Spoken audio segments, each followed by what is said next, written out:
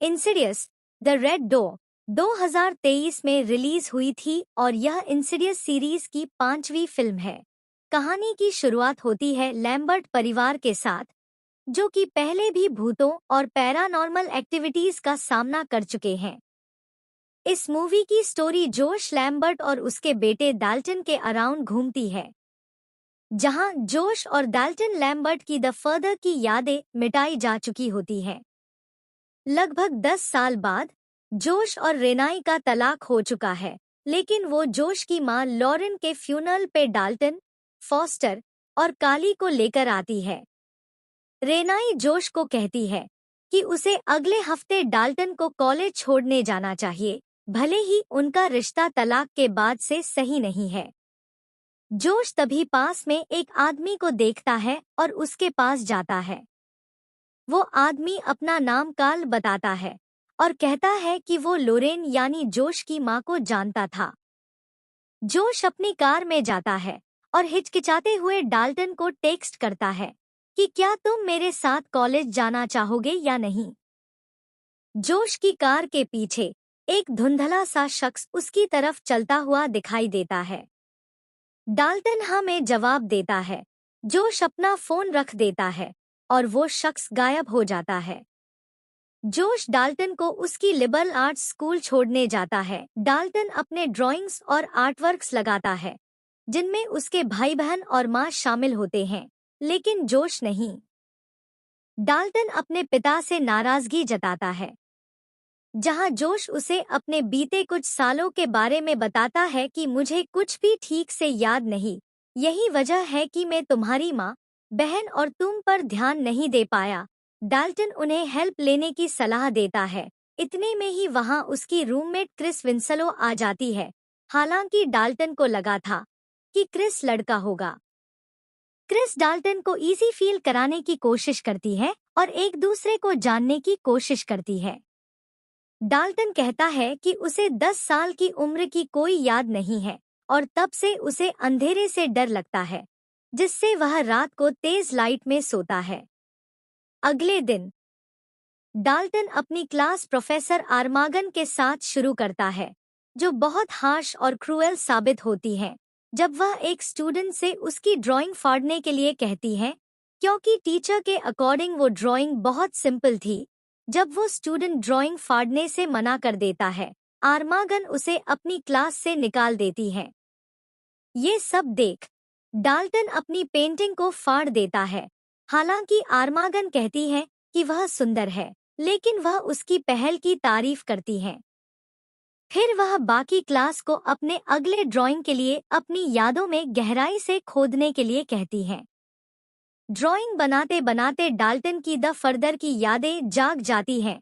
उसे कुछ फ्लैशबैक आने लगे थे और वह चारकोल से कैनवस पे अपने एक्सपीरियंस उतारने लगता है और कैनवस पर बनता है तो क्या एक डेमन हाथ उसके हाथ को धक्का देता है, जिससे उसके हाथ से खून निकलकर दरवाजे पर गिर जाता है। दूसरी तरफ ऐसा ही कुछ जोश के साथ भी होता है। उसे भी फ्लैशेस आते हैं। जोश एमआरआई स्कैन के लिए डॉक्टर के पास जाता है। अंदर रहते हुए उसे ऐसा लगता है जैसे वह होश खो रहा है, क्योंकि लाइट्स बंद हो जाती हैं। जोश मदद के लिए चिल्लाता है कि उसे एक डेमन अस्पताल के गाउन में उसकी ओर आते हुए दिखाई देता है। जोश घबरा जाता है जब तक कि डॉक्टर उसे बाहर नहीं निकालते और कहते हैं कि वह 15 मिनट के लिए सो गया था और स्कैन अच्छी तरह से हुआ। डाल्टन अब अपनी पेंटिंग को लेकर अपने रूम में आता है और उसे पूरा रेड पेंट कर देता है। तभी रूम की सारी लाइट्स ऑफ हो जाती है, जिससे डाल्टन काफी डर जाता है। तभी वहां क्रिस आ जाती है और सब कुछ पहले की तरह नॉर्मल हो जाता है। उसके बाद क्रिस डाल्टन को फ्रेट पार्टी में ले जाती है। वे चुपके से एक frat boy Nick the Dick के कमरे में घुस जाते हैं, जहां डाल्टन द फर्दर में पहुंच जाता है और एक यंग फ्रैट प्लेज के आत्मा से मिलता है कि टॉयलेट में उल्टी कर रहा होता है और डाल्टन से दरवाजा बंद करने की भीख मांगता है।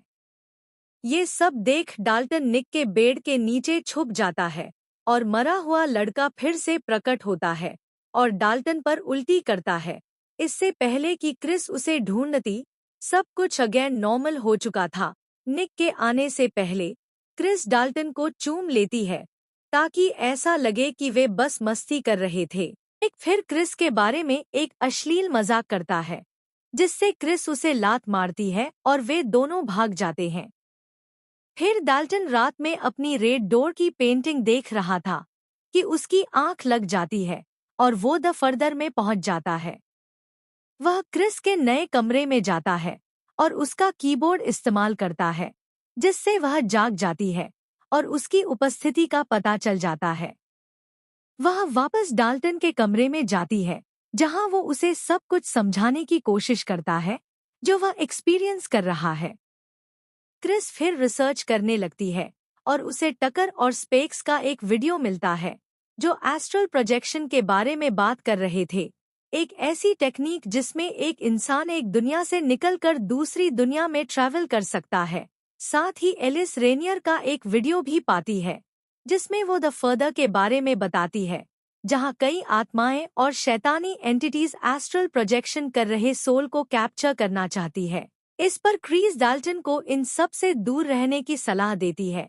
डाल्टन उसे पिछली रात पार्टी में हुए इंसिडेंट के बारे में बताता है और कहता है वो जानना चाहता है कि वो सब क्या था, जिसके लिए क्रिस और डाल्टन वापस उसी घर में जाते हैं जहां फ्रेड पार्टी हो रही थी। डाल्टन वापस एस्ट्रल प्रोजेक्शन करता है। क्रिस अपनी बॉडी से निकल उसी लड़के की आत्मा को ढूंढने की कोशिश करता है, पर डीमन को इस सब की खबर थी। हर तरफ अंधेरा छाने लगता है और क्रिस उसे उठाने की कोशिश करती है। तभी वो डीमन क्रिस पर हमला कर देता है और उसे जान से मारने ही वाला था कि तभी कोई रूम का डोर खोल देता है और क्रिस बच जाती है। डाल्टन भी अपनी बॉडी में वापस आ चुका था। क्रिस बहुत डर जाती है और उसे वार्न करती है कि चाहे कुछ भी हो जाए, तुम अब एस्ट्रल प्रोजेक्शन नहीं करोगे। आगे जोश अपने घर में होता है और डॉक्टर के अकॉर्डिंग एक्सरसाइज करने की कोशिश करता है, जिसमें वह अपने फ्रेंड्स एंड फैमिली की फोटोज टांगता है ताकि उन्हें याद करने की कोशिश कर सके, क्योंकि उसकी याददाश्त धुंधली हो रही है। बाहर वहीं आकृति जो कब्रिस्तान में उसका पीछा कर रही थी, खिड़की के पास चलकर आती है और फिर अंदर घुसकर जोश पर हमला करती है। सारा हंगामा खत्म होने के बाद जोश को एक बॉक्स मिलता है जिस पर बेन बर्टन लिखा होता है। जोश बेन के मामले की जांच करता है, जो एक मानसिक रोगी था जिसने आत्महत्या कर ली थी। बॉक्स में लोरेन की तस्वीरें भी होती हैं, जिससे जोश को पता चलता है कि बेन उसका खोया हुआ पिता है, जिसे वह कभी नहीं जानता था और हमेशा सोचता था कि उसकी वजह से ही उसका जीवन बिगड़ गया। एक फोटो के पीछे लिखा था, यह मुझ पर खत्म होता है, यानी बेन ने सोचा था कि खुद को मारने से उसके परिवार को द फर्दर में प्रवेश करने से रोका जा सकेगा। जोश रनाए से आकर मिलता है। रने उसे सब सच बता देती है कि कैसे उसने डाल्टन से सच छुपाया। उन्हें बताती रही कि ये सब उसकी इमेजिनेशन है। दूसरी तरफ डाल्टन अपने भाई फॉस्टर से अपने पास्ट के बारे में पूछता है और उसके बाद वो पेंटिंग बनाता है जिसमें जोश शैतान बना हैमर के साथ था। डाल्टन द फर्दर में एंटर करता है, जहां वो जोश को उसकी पूरी फैमिली पर हमला करते देखता है। वो जोश से नफरत करने लगता है। दूसरी तरफ जोश को भी फिर से द फर्दर में प्रवेश करना पड़ता है और अपने ट्रॉमास का सामना करना पड़ता है। वो द फर्दर में डाल्टन से मिलता है। मैंने कभी तुम पर हमला नहीं किया, बल्कि शैतानी ताकतों ने मुझे अपने वश में किया था, जो कि अब तुम्हारे साथ हो रहा है। डाल्टन सब समझ जाता है। जोश और डाल्टन द फर्दर में रेड डोर को बंद कर देते हैं, इससे पहले कि डेमन उन्हें पकड़ सकें। जोश डीमन से बचकर डोर को बंद करने की कोशिश करता है।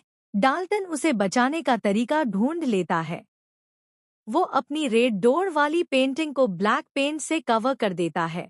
जोश अपने पिता बेन की आत्मा को भी देखता है और ऐसा लगता है कि वह उसे माफ कर देता है। जोश और रेनाई के बीच अब ठीक हो चुका है और जोश डाल्टन के साथ अपने रिश्ते को सुधार लेता है। और यही हो जाती है मूवी एंड। मिलते हैं दोस्तों अगली वीडियो में।